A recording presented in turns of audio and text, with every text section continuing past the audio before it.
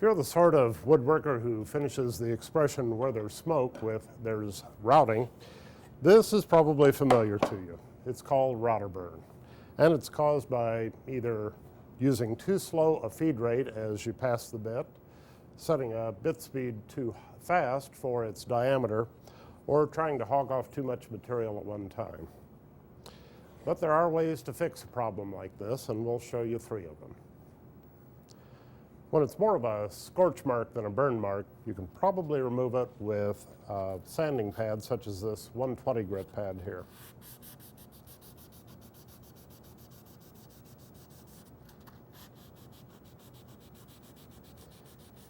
And if you need a little help with removing it, just moisten your fingertips a little bit and run it over the surface where it's scorched to raise the grain. That'll help bring the wood up to your sandpaper and help you sand it off.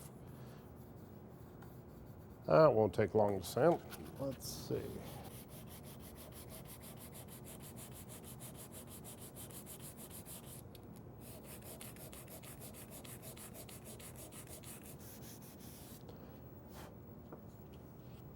Sometimes the damage is too severe for the sandpaper to take it off, or at least in any reasonable amount of time. So what you're going to have to do is create a new edge. Now, you could raise the router bit, but then you're going to have to go around and do all of these corners again and thin down your edge even more.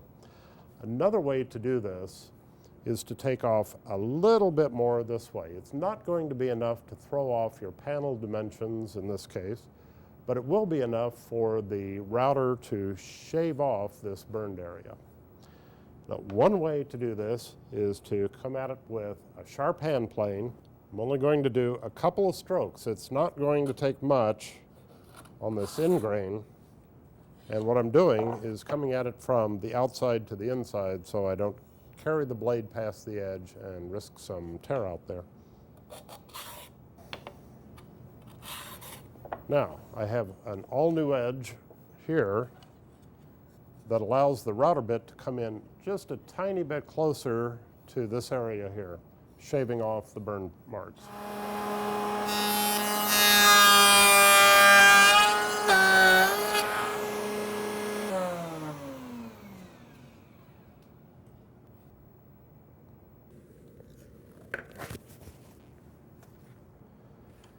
Here you can see we have a fresh new edge with no burn marks, and we haven't lost any more off of the end than a handful of shavings.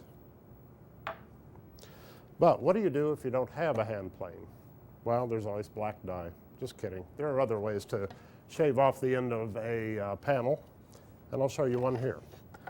Set up the blade so that the edge of the panel is barely touching the teeth of the saw, just enough to nudge the tooth as you're pushing it past.